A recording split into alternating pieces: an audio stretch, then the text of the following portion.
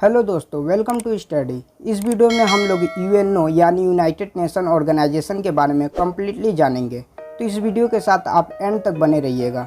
चलिए स्टार्ट करते हैं। सबसे पहले हम जानते हैं यूएनओ के ओरिजिन के बारे में। तो यूएनओ का ओरिजिन सेकेंड वर्ल्ड वार के एंड में 1945 24 अक्टूबर को हुआ था, इसलिए 24 अक्टूबर को यूएन डे भी कहा जाता है।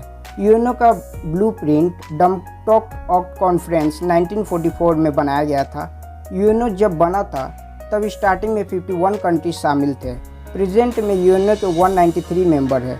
सबसे लास्ट में साउथ सूडान ने ज्वाइन किया था यूएनओ को जुलाई 2011 में।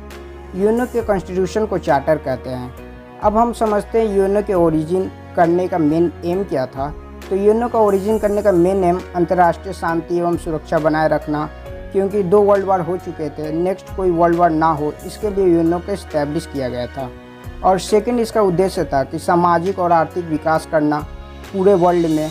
और नेक्स्ट इसका एम था कि मानव अधिकार की रक्षा करना और सभी मानव को इक्वल अधिकार देना। यूएनओ का हेडक्वार्टर यूएसए के न्यूयॉर्क शहर में स्थित है। यूएनओ वर्ड सबसे पहले फ्रैंकलिन डी रूजवेल्ट ने कॉइन किया था। ये यूएसए के प्रेसिडेंट थे। यूएनओ में टोटल 6 लैंग्वेज की मान्यता दी गई है। हम इसे फ्रेस्का से याद कर सकते हैं, जैसे एफ से फ्रेंच, आर से रशियन, ई से इंग्लिश, एस से स्पेनिश, सी से चाइनीज़, ए से अरेबिक। लेकिन जो यूएनओ का वर्क होता है वो सिर्फ 2 ही लैंग्वेज में होता है, मेन एक इंग्लिश और दूसरा स्पेनिश। तो दोस्तों ये थी यूएनओ की हिस्ट्री। अब हम इसका स्ट्रक्चर और इसका ऑर्गेन्स के बारे में जानते हैं। यूएनओ का टोटल 6 ऑर्गेन्स है। हम इसे 1 बाय 1 देखेंगे। यूएनओ का पहला अंग जनरल असेंबली है। जितने भी यूएनओ के मेंबर है वह जनरल असेंबली के सदस्य होते हैं। यानी 193 मेंबर है तो 193 मेंबर जनरल असेंबली के सदस्य हैं। इस जनरल असेंबली का मेन काम होता है कि वर्ल्ड में पीस मेंटेन करना, सिक्योरिटी या बजट मुद्दा उठाना या किसी नए मेंबर को ऐड करना, ये सब टॉपिक पर डिस्कस होता है। जनरल असेंबली में कोई भी बिल 2/3 मेजोरिटी से पास किया जाता है, जैसा हमारे इंडिया में भी पार्लियामेंट में 2/3 मेजोरिटी से पास किया जाता है। यूएनओ का मीटिंग एवरी ईयर के सितंबर महीने में होता है। यूएनओ का सेकेंड जो ऑर्गन है सिक्योरिटी काउंसिल, इसे पुलिसमैन ऑफ द वर्ल्ड भी कहा जाता है। सिक्योरिटी काउंसिल में टोटल 15 मेंबर होते हैं, जिसमें 5 परमानेंट और 10 नॉन परमानेंट मेंबर होते हैं। 5 परमानेंट मेंबर में US, UK, France, Russia, China, ये 5 मेंबर जो है वो परमानेंट मेंबर है। ये 5 परमानेंट मेंबर के पास वीटो पावर होता है, मतलब कोई भी एक मेंबर किसी भी डिस्कस या डिसीजन को रोक सकता है वीटो पावर का यूज़ करके। और ये 10 non permanent member every 2 year में चुने जाते हैं।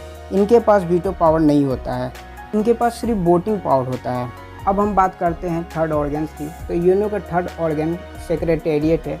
यूएन के सेक्रेटेरिएट को सेक्रेटरी जनरल के जरिए चलाया जाता है। ये सेक्रेटरी जनरल को जनरल असेंबली के जरिए 5 ईयर के लिए अपॉइंट किया जाता है। यूएनओ का पहला जो सेक्रेटरी जनरल थे वह नॉर्वे के ट्रिगवेली थे और प्रेजेंट में यूएनओ के सेक्रेटरी जनरल एंटोनियो गुटेरेस है। ये सेक्रेटरी जनरल ही यूएनओ की तरफ से बोलते हैं। नेक्स्ट ऑर्गन है यूएनओ का international court of justice. International जितने भी केस होते हैं उसका जजमेंट इसी कोर्ट से दिया जाता है।